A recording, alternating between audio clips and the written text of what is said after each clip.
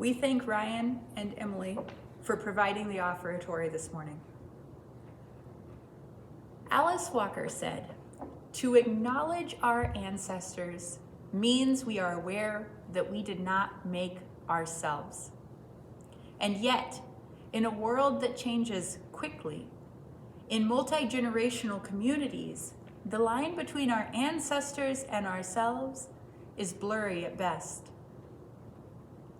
Let's assume that time is not a flat circle and that progress can be made. Let's assume that the Ouroboros is not eating its own tail." George Santayana said, "Those who cannot remember the past are condemned to repeat it," which implies that knowing the past might empower us to make different decisions in the future. Or even that time could be a conch shell, a snail shell, less flat circle, more spiraling, bringing us to a slightly different point in the trajectory each time we come around. When we were talking at the Sunday service planning meeting, and I suggested that the November theme of holding history lent itself to talking about what is known as the empowerment controversy, or what Reverend Mark Morrison Reed calls the empowerment tragedy, and the way that holding that history will help us move forward. This is Unitarian Universalist history, so relevant to this community and our faith. I couldn't believe I was saying it aloud. This is not a sermon that is easy to give. There are no easy answers, and also it feels to me spiky. See, George Santayana saying that we can learn from the past makes a lot of sense when we are studying history in a classroom, talking about ancestors that came before us. But the Enlightenment tragedy isn't 200 years ago. It is not a thing that is studied in textbooks. It is a thing that happened within Unitarian Universalism in the late 1960s and 70s, which means that many of us here, well, many of y'all here, I was born in 85, but many of us in this community, people that I love in this congregation, were alive, and not only alive, but potentially reading the Unitarian Universalist materials at the time, or even attending the General Assemblies and National Conventions and conversations. Some of the people involved at the national level are still attending General Assemblies, writing sermons, responding in our faith and our community, which makes this thing feel more personal, more fragile. On my spice rack in my kitchen, I have scraps of paper with quotes or sayings that have really stood out to me. Things I think I could benefit from reading more often. One is in my handwriting, but is definitely not my own original thought, but I have no idea where it came from. Reads, "It is easier to radicalize an institution than it is to radicalize yourself." If radicalize makes you pause there, think heal, help progress. It is easier to heal, it is easier to help progress an institution than it is yourself. And I think that can mean a lot of different things. But one is that when you are close to something, it can be really hard to inspect it in a raw and intentional way. Fragility kicks in. Explanations kick in. Protection kicks in. When I think about that quote about radicalizing institutions and radicalizing ourselves in the context of the empowerment tragedy, I don't think of Unitarian Universalism as the institution. I think of myself as a Unitarian Universalist, as Unitarian Universalists as myself, and the larger system. Maybe it be democratic institutions or religious faith institutions, or maybe our whole larger community as the institution. I feel protective of Unitarian Universalism. I feel protective of all of you. and the deep, rich history that the Unitarian Universalist faith has played in your lives, and the way it has given back to this UU community. I feel protective of my childhood memories, many with all of you in this exact building in the 80s and 90s. Memories that often centered on the experience of being one of the good guys. But somehow, we have to sit with the spiky history that says that in Unitarian Universalism, sometimes harm is caused. And we really, really, really have to sit with it now, because the Ouroboros is at risk of eating its own tail again, that pesky snake. My children love a book chant song by Michael Rosen that goes, "We're going on a bear hunt, we're gonna catch a big one. What a beautiful day, we're not scared." And then the protagonists of the book song chant stumble upon an impediment. It's grass at first, and then mud, and then a river. And at each hurdle the chant leads us through. Can't go over it, can't go under it, can't go around it, gotta go through it. Sometimes the hurdles to progress, the spiky bits, you gotta go through it. And Amy Green reminds us, it is not forgetting that heals, it is remembering.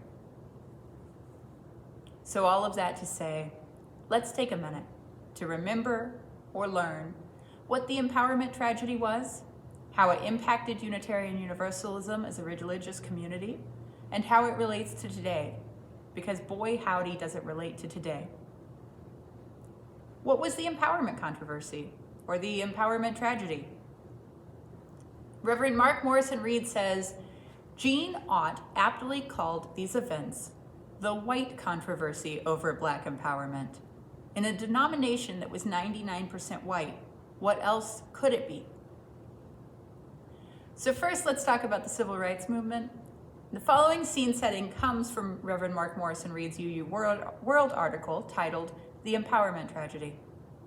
And none of this is likely surprising to folks who have been around the table for a while. These are the stories I grew up hearing in this building. In 9 of the 10 years leading up to the 1965 civil rights protests in Selma, the General Assembly passed one or more resolutions supporting desegregation, civil rights, integration, and African independence. In 1963, over 1,000 Unitarian Universalists, led by UUA President Dana McLean Greeley, participated in the March on Washington. Thus, when Reverend Dr. Martin Luther King Jr. called on clergy of all faiths to come to Selma after the savage beating of peaceful protesters on Sunday, March 7th, 1965, Unitarian Universalists were ready to respond. Indeed, they already had. On March 6th, 72 white Alabamans had marched on the Selma courthouse decrying white violence. Half were Unitarian Universalists from Huntsville, Birmingham, and Tuscaloosa. By March 9th, 45 Unitarian Universalist ministers and at least 15 lay people had come to Selma answering King's appeal. Then, in response to Reverend James Reeb's murder, assaulted March 9th, he died 2 days later, another wave of Unitarian Universalists, including the UUA Board of Trustees, arrived. Still more joined on March 25th as the march from Selma entered Montgomery.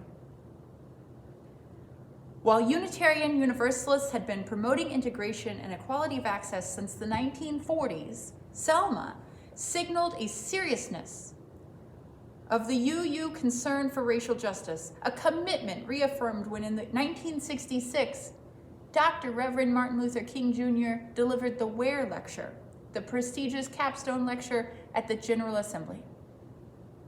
When riots spread through American cities in 1967, these memories were fresh and powerful. The question was how, not if, the UUA would respond to the rebellion in Black communities, the radicalization of Black consciousness, and the further fracturing of a civil rights movement that had never been monolithic. That's the history. That's the history of Unitarian Universalists and the Civil Rights Movement. And it is the history that I learned downstairs as a child. It's also the history that I have mostly taught downstairs as a religious educator. But after all of that, something happened. And most of my understanding of this comes from reading Reverend Mark Morrison Reed's accounts in the UU World in 2012, Reverend Warren R. Ross's accounts from the UU World a decade earlier. There's a Tapestry of Faith adult curriculum called Resistance and Transformation that includes readings about this history, as well as a reading through the UUA materials that attempted to sum up the experiences when we went back in both the 1980s and in the mid-2000s to look at what happened. What happened was essentially this. After the conflict in the 1967 summer, the UUA called an emergency assembly titled the Emergency Conference on Unitarian Universalist Response to the Black Rebellion. Very early in the conference, a large caucus of Black Unitarian Universalists went off. Caucuses still make people nervous today. Caucuses made people nervous then. They are, on some level, spiky. And so there was some conflict over even the caucus action. The next day, the caucus brought back a list of proposals. The proposals asked for Black representation within the levels of the UUA leadership.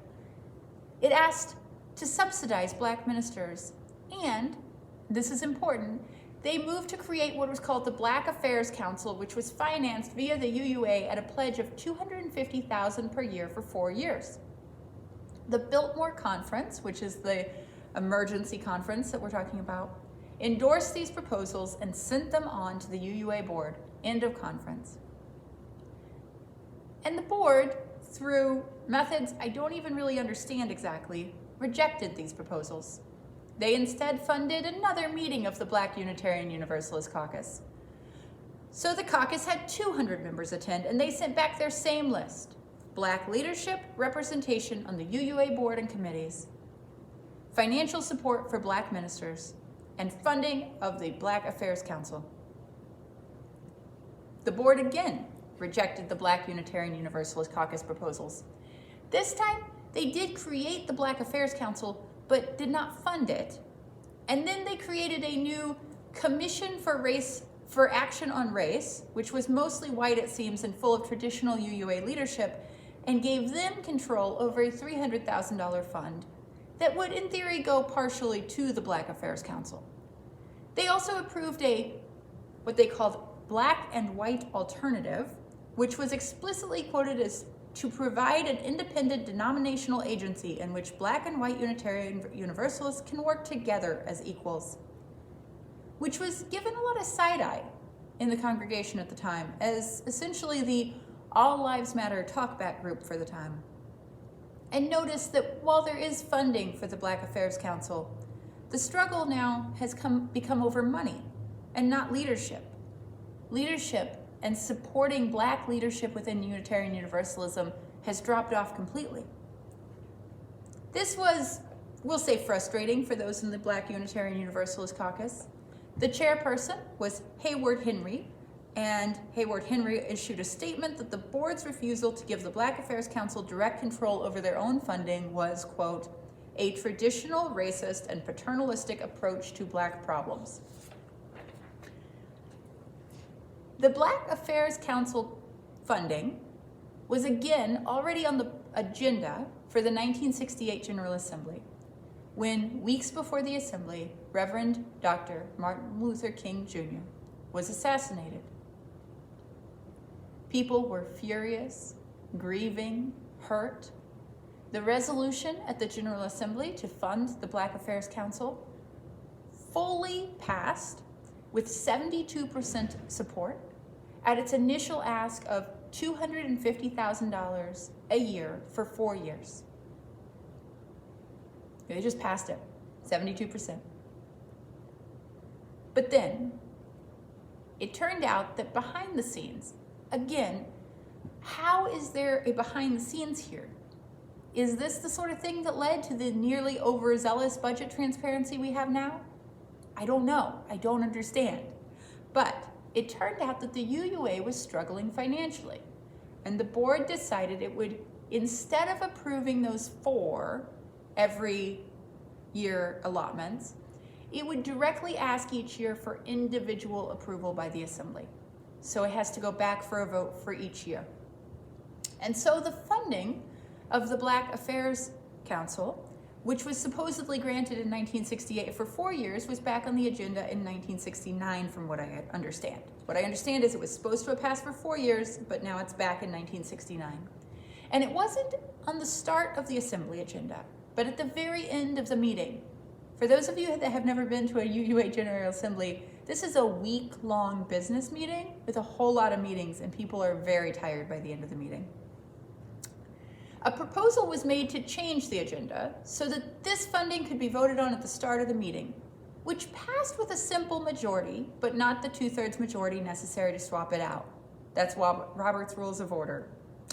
And I think, although I couldn't find a good explanation written down anywhere, that the placement on the agenda was important because the Black Unitarian Universalists and their allies felt like they couldn't really do the other work of the meeting without knowing if this organization was going to be willing to do the work of seeing and supporting Black people in doing their own work for racial justice.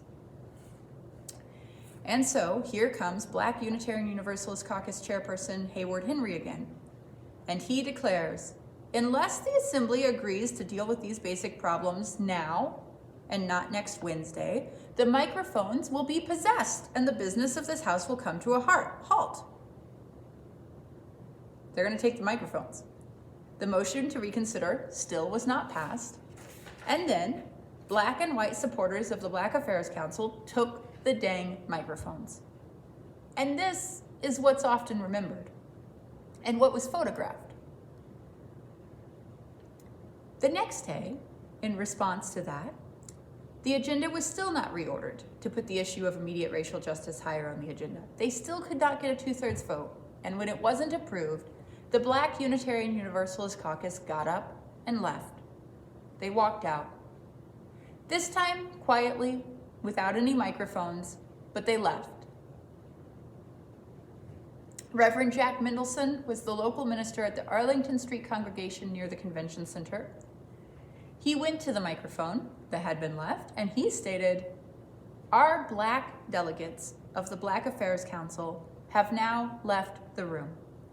They have left this assembly, and they have left our movement because life and time are short.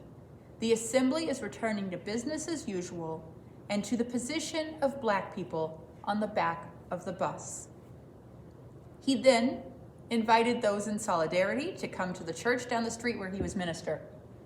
Over 400 white Unitarian Universalists joined Mendelson, and the following day the agenda was changed and the funding of the BAC was reinstated. And then, the UUA board, and there are some really good reasons for this, budget-wise, process-wise, all of those things. There are reasons. We can always find reasons, but there were reasons. Money was beyond tight, but ouch, wowza, the UUA board voted later into the year to reduce the funding again. When the UUA board voted to reduce the funding again, after all of that process to get the funding, the Black Affairs Council disaffiliated from the UUA and proceeded to directly raise about $800,000 from individual Unitarian Universalists through groups like the Liberal Religious Youth, UU Women's Federation, and directly from the UU churches. Still, even with this funding, the Black Affairs Council struggled. Of course, it had been struggling for basic support for years at this point, and eventually disbanded. All of this happened after the Unitarian Universalists were marching in the March on Washington and the streets of Selma. This was the slow and gradual and painful way that the long-term work of Unitarian Universalists supporting civil rights movements played out over the following decades. Warren R. Ross writes, Perhaps it was selective memory about our denominational record that kept most of us from noticing that for all our civil rights activism, our congregations remained overwhelmingly white, and only a handful of African Americans had ever been ordained as Unitarian Universalist or Unitarian Universalist ministers. Perhaps selective memory also made it hard for the denomination, especially its leaders, to understand why Black Unitarian Universalists were angry. There were follow-up investigations. In a 2005 report titled The Commission on Appraisal, Jeanette Hopkins spoke. Jeanette Hopkins was the chair of one of the committees at the initial Emergency Conference on Unitarian Universalist Response to the Black Rebellion, and she shared what was the lasting impact of the empowerment tragedy. She said, "Obviously, there was total racial injustice in our country, and still is. But we, who ought to have been the most sophisticated on matters related to racial justice, instead took a position that was both naive and cynical. We were patronizing and paternalistic, betraying the Blacks who had all along been members of our churches. They were treated like dirt, and that's part of the reason we have never done what we should have to integrate our churches. The sore is still there and has never been lanced. As a denomination, we did not live up to our great tradition. We, who should have been a model in the fight for racial injustice, instead spent our energy fighting among ourselves." The same report opened with the phrase, "We tell the story of the increasing tolerance always, but we don't say, and people lost their church." And this is a lot of history. But also, so many parts of this story probably sound familiar if you've been hanging out here for long. For the newer folks, or for those of you that don't read your U World lately, for 7 years since the Ferguson Uprising and before that, Unitarian Universalists have been marching for racial justice. Our annual General Assemblies find Unitarian Universalists voting year after year on resolutions directly supporting racial justice in the context of a national conversation about race. And there was an organization founded to support Black Unitarian Universalists, with a lot of low-grade mumbling and conflict. This is Black Lives UU, or BLUE, founded in 2015. Where do we proceed from here? Time isn't a flat circle. The snake doesn't need to go munching on its own tail, but it takes being aware that this is not the first time that our faith has stood here to understand the ways that it could play out. And now there is talk of how to really cement this, to not let the momentum towards justice falter.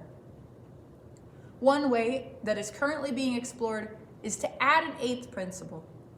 The conversation surrounding the eighth principle, which is a different sermon, probably a whole bunch of them, probably some town halls and congregational meetings, and probably a couple General Assemblies is my guess. That's a different conversation. But 32 individual congregations have already voted to include the eighth principle in their church and are in the process underway to bring it up to the UUA.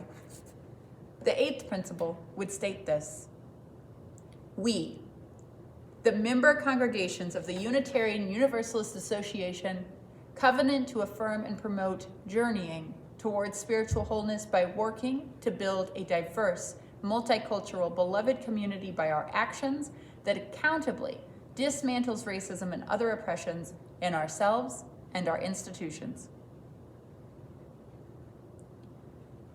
But we cannot enter conversations about the eighth principle or racial justice in a UU space without holding the history of racial justice conversations within the UUA. And that's it. We made it through. Can't go over it, can't go under it, can't go around it, gotta go through it. This time. We made it through this time. Bye, folks.